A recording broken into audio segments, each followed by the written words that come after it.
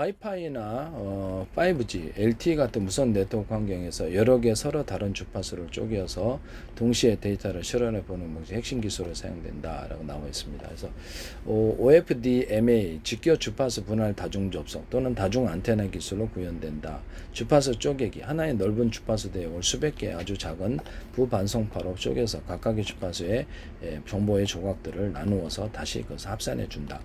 안테나 활용 여러 개의 송신 안테나를 각기 다른 전파로 서로 다른 패킷들을 동시에 쏘아올려서 그것이 다시 합산해 준다. 이렇게 나와 있습니다.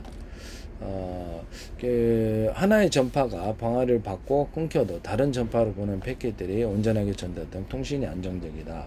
이것을 그럼 다시 볼게요. 이것을 패킷 전송, 패킷 무선 전송은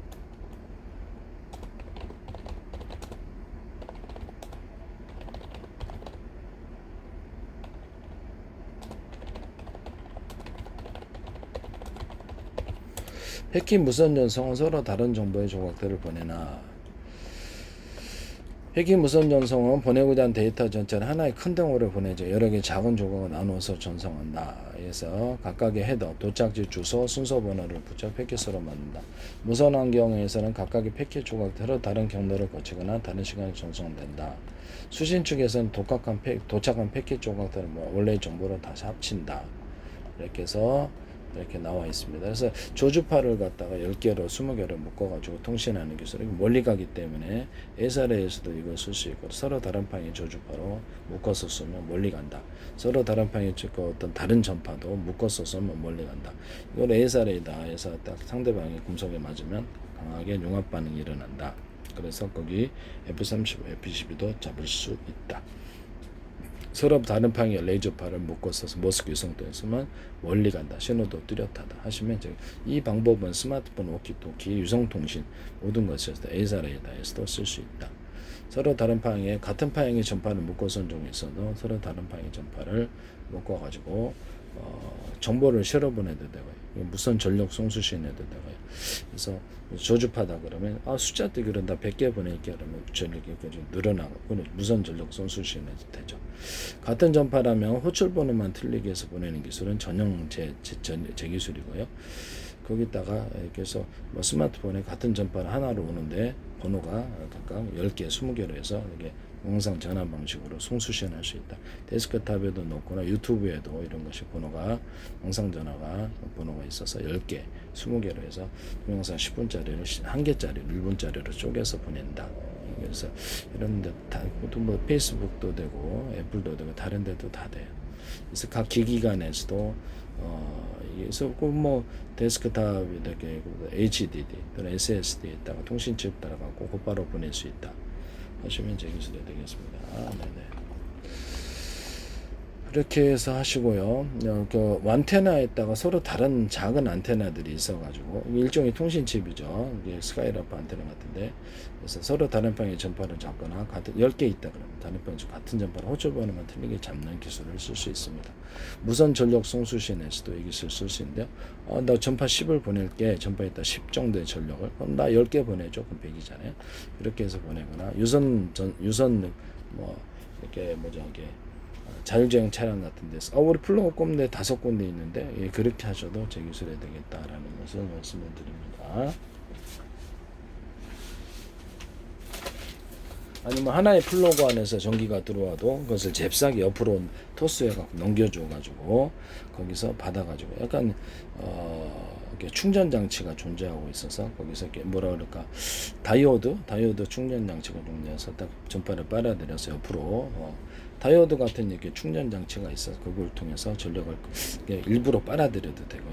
이렇게 방전할 때도 이렇게 빨아들여서 방전하는 방식 또는 충전하는 수도 이 방식을 사용할 수 있습니다. 하시면 되겠습니다. 하나의 전력을 잘게 10개 단위로 쪼개가지고 여러 군데의 배터리에 곧바로 전송하는 이런 기술을 쓰셔도 제 기술입니다. 전력 단위로 쪼개서 보내는 기술. 그 다음에 플러그 꼽는데 3군데, 4군데, 5군데 있다. 이거 하셔도 이건 이제 드라이기잖아요. 그럼 가정용 기기뿐만 아니라 다른 것이도 2군데를 꼽아요. 그럼 이것이 보통 들어오면 합선이 돼서 타버립니다. 그렇지만 제가 말씀을 드렸다시피 콘센트 방식으로 해서 여기다가 놓으면은 여기다 전류가 흘러갖고 여러 개를 꽂을 수 있다라고 말씀을 드렸죠. 보통 이제 가정용 이거를 갖다가 두 개를 이렇게 하잖아요. 그럼 합선돼서 타블에 불나죠. 그러나 이거를 여기다가 금속에 흘려보내는 식으로 꽂으면 이건 사용할 수 있거든요.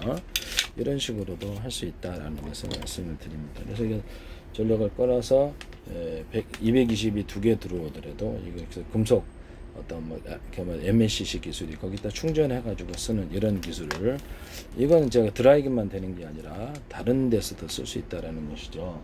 로봇 차량, 뭐 자율주행 차량, 드론 뭐 다른 데서도 이렇게 다 쓸 수 있다 이 말씀이에요. 네네네. 그래서 플러그를 여러 군데 꽂아가지고 거기서 이렇게 MACC 금속에다 충전시켜서 하면은 빠르다. 자동차도 5개 배터리를 5개, 10개로 나눠가지고 이 기술을 사용할 수 있다. 그래서 5개에서 들어온 보통 합선인데 그래서 이렇게 나눠가지고 이렇게 MACC 금속 배터리에다가 충전을 시켜갖고 하면은 감압과 몇 개를 썼느냐 해서 5개짜리에다 한 개, 3개짜리에다 그러면 한 개 썼는지 2개, 3개짜리 전력을 틀리게 파워를 갖다 쓸 수 있는 기술, 엄청난 강력한 파워도 나올 수 있다라는 것이죠. 기존에 모든 전기차를 갖다 완전히 제가 이렇게 고르죠 뒤엎는 이런 기술이든 파워가 엄청나니까 자동차 파워가 작은 파워, 감압과 승합이 가능, 작은 파워도 가능하고 큰 파워도 가능하다. 뭐 이렇게 이렇게 파워뱅크 야외에 놀러 갈 때 캠핑용 파워뱅크 5개다 그러면 큰 놈이 지켰죠. 안정적인 전력을 담당한 나머지는 병렬을 담당한다. 언어할 수 있다. 이것을 몇 개를 연결하느냐에 따라서 그래서 MLCC 기술 같은 금속판 같은데 전기를 충전시켜 금속 절연 구조를 수백 개 들어간 전기를 충전시켜서 사용한다. 저는 구리바에다 구리 코일 감거나 이런 것도 가능해요. 그런 걸 넣어가지고 충전시켜서 사용한다. 뭐 이런 것을 이렇게 흘려가지고 금속에다 여기를 통해서 콘센트 쓰듯이 그렇게 한다는 거죠.